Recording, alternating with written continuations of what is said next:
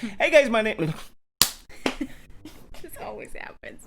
Always happens. Hey guys, welcome to the Legacy Universe. My name is John. And my name is Ash. And today we are going to be talking about the first 3 episodes of season 2 of The Boys. So just to give you guys a little quick backstory, season 1 premiered in 2019 on Amazon Prime, and it is Amazon. Wow. Amazon. That's yes, new. that is the name. Amazon. And this show is developed by Eric Kripke.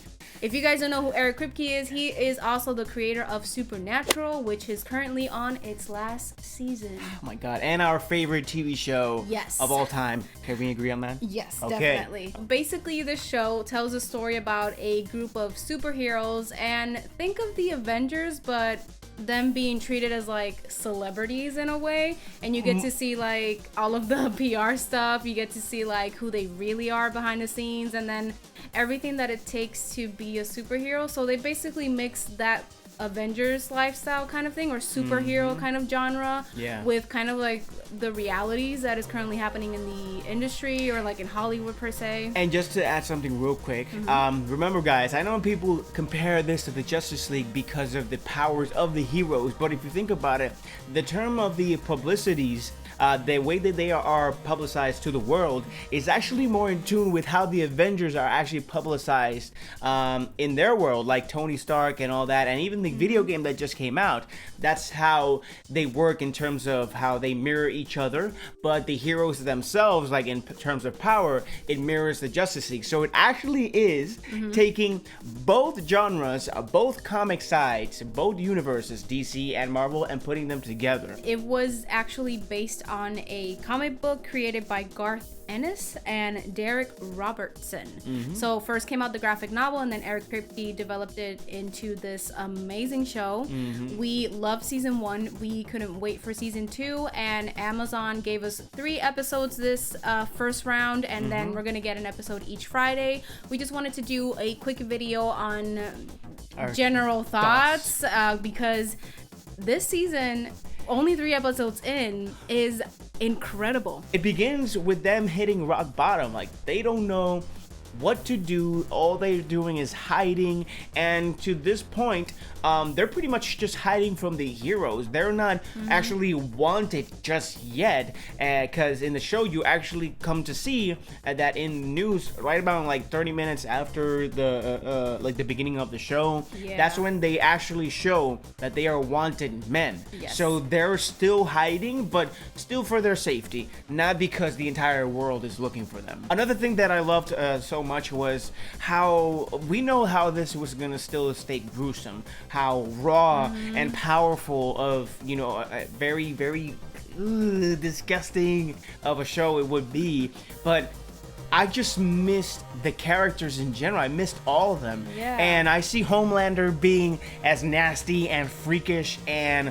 momless, or I don't know how you call this, but the freaking milk. Can we talk about the scene where he opens the fridge and he's drinking? He's like the milk, because this show is so weird, because usually in other shows I would find that really disgusting, but this show has something that I know it's gross, but I still want to look at it. Like, I'm not a huge fan of gore, but I really like the gore in the show. There's a great scene in episode 3 where a boat goes right through. They impale a whale, and they're inside of the whale at some point.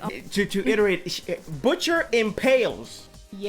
A freaking Moby Dick, a type of whale with just a boat. And here's the great thing about it is that this show actually puts you in a position to think alike, because when that was happening, and this is episode 3, when they're actually running away from the police in the sea, they have to ditch a yacht to get into a boat and actually reach shore, which is the location that they're trying to get to, that they have to deliver this inhuman person so that they the soup terrorist, so that Butcher can see his family and just be free of all charges that, you know, the world and everybody has charged them with. But when you're going towards the shore, when they're going towards the shore, and you see the whale and you see the deep on top of the whale, I literally, I'm not lying, guys. I literally thought, man, why didn't you just freaking impale that whale? That it can't move, it can't swim. And then you see, look at what you caused. Poor Lucy. And you see Butcher's face go. And you see Deep go like, oh no. I thought about it. It was like, oh yeah. You remember? I looked at you like, I was like, oh. It was a fantastic scene. I really have to say that we are only 3 episodes in, and these episodes were like perfect. They were perfect with the gore, the how the story is going, and my biggest highlight for this season so far is Stormfront. Oh my goodness. I loved what they did with her, that when she joined the Seven, she was one way, but then when it came to that big moment in episode 3 where Homelander's like, I'm gonna kill the soup terrorist, or the soup villain, the super villain. That's what he likes to call them. Leave it to me. And she went crazy in this episode. She went crazy, and I was like, this is the most amazing thing that they could have done for this season, to bring this character and to have her be equally as an a-hole as Homelander I'm is. afraid for Homelander. That's the thing, but it's so amazing. I'm so excited because it just leads me to think that what's gonna happen this season is Homelander gonna team up with the Seven to go against Stormfront, or is Homelander going to eventually team up with Butcher to stop Stormfront? Because she looks like she is gonna be the most reckless character this season, and I really think that also, because if you remember, she was brought in by Edgar. Maybe this is Edgar trying to get rid of Homelander. So there's like a lot to talk about, like theories and all that stuff, and I'm excited. I can't wait to sit down every single Friday and see all of the episodes up until we end with this season, man. I believe that this is a great counterpart to Homelander right now. Like, this is a turnaround where you see Homelander been seen like angry, but because he feels like somebody's about to take his mantle, taking over, and he doesn't like that. He likes to be the number one no matter what. And this woman actually poses a big threat, where one, it's a woman. Two, if Homelander goes against her in the public eye, he's gonna be hated by the world. So he has to suck up everything. So this is a way of seeing if, again, because they all care about their publicity and their money and all that, which they can take it if they want, but you know, the world would be against them and they would be hated. So they kind of struggle with the thing of, I want to be loved, but I want to do whatever I want and nobody knowing about it because I have these powers. But you know, it's the yin and yang of what the heck. I don't know. There's a balance. The other thing is that we finally get to see the because we saw it at the end of season 1 that there's a kid with Becca, which is Butcher's ex-wife, or wife still. I think they were still married. Yeah. And it's Homelander's kid. Like, the first season showed kind of an iffy situation where did Becca actually really sleep with him, because they didn't show inside what happened and through the door, but it looks like they actually did. And that's the thing that's so intriguing about her situation, because we do find out that she has been isolated this whole time with the kid, and she made some sort of deal. And I want to know what went into that deal. There's a lot, man. It's not very clear as to how it happened, because of course we know that Homelander actually can, has the strength to not let her move, and you know how he's always threatened people, like, do something or I will kill you. So it's you don't know. We don't know. And the greatest thing about this situation is that we get to see that the kid can actually has Homelander's powers, and he could literally be his. I know that we have a villain, public equal, and all that kind of stuff, and trying to go and get. But the kid has his powers. The kid can actually burn him. They can just go head to head, and it could turn out to be like a Superman, Black Adam type of thing, or So it's gonna be tough. And man. I love the fact that the kid actually wants to protect his mom, because he was always saying that, oh, the kid, I think Homelander was betting, it's a P word or stuff like that. I think it's a little Homelander bitch, was really, because he's very cocky. I think he was betting on the kid being by his side, and the kid was like, no, I hate you. You know, because he never had a father, so to speak. I mean, that's what he said. He never had a father figure. He was trying to be a father to him, but not in the best way. He forgets that him having such power can actually come across a dick. But you know what? He kind of doesn't forget. He actually just doesn't care. I think he doesn't care. He doesn't care. Yeah. I really would like to see possibly a showdown. Oh, yeah, maybe. man. Yeah. We'll and see. we know. We'll see. Oh, and another thing without that, like, we thought he was the firstborn to have powers alike. Like, he was the first person to, you know, produce as a natural and have the compound V in his veins from birth. Yeah. Because compound V, as we know, has been introduced to these kids since they were little kids. They had experiments. But then they mentioned I forgot his name, the soldier, Jensen Ackles Soldier Boy. They mentioned Soldier Boy. Soldier Boy, Jensen Ackles. On the first episode. Yeah, on the first episode, which he'll be in the third season. We don't know if he's on the end of the season. I really think Jensen Ackles shot something for this season. I am convinced, and I'm so excited to see him in this role and to see him in this new show. I love Dean Winchester, but I've been waiting for the moment where Jensen Ackles does something different, and I think this is the perfect show for him. So again, Eric Kripke, creator of Supernatural as well. I'm really excited. And I really hope he shows up in this season. Definitely. I will die. Like, Eric Kripke has been wanting Jensen Ackles to do almost everything with him, and has wanted him for this show for a long time, since it actually started. Plus, Eric Kripke's opportunity to actually do what he can in Supernatural, because Supernatural is actually meant to be this gory. Really gory. It's just protected by the platform where it's being distributed. Exactly. So imagine if Supernatural was an Amazon Prime show. That would be sick. Imagine that. One more thing that I want to add to this. Again, like, all the characters, like Butcher and even Huey. Huey's having a breakdown. I really like what they're doing with Huey this season. He's going through a rough patch and a really dark moment, but I feel that he is going to rise up much bigger from all the things that he's going through. Also, the fact that when Mother's Milk at one point, actually, because Butcher came back, he had disappeared for a while. He came back, and you know, they were bumping heads, but there's a point where Mother's Milk actually goes to Butcher and says, Butcher, the kid is breaking down. You cannot let this kid fall or die, because he's your there was a word that he used. That he was his canary. He was his canary. And then he saved him, because that Huey was to the point of dying, because Homelander is there with Starfire, right? Starfire? No, Starfire. Sorry, it's Starlight. That's Starfire's from Teen Titans. Sorry, Starlight. She's about to kill him, and she doesn't want to, because you know they're together. And Homelander says, "If you don't kill him, I will kill you." And that's where you go, oi, nah.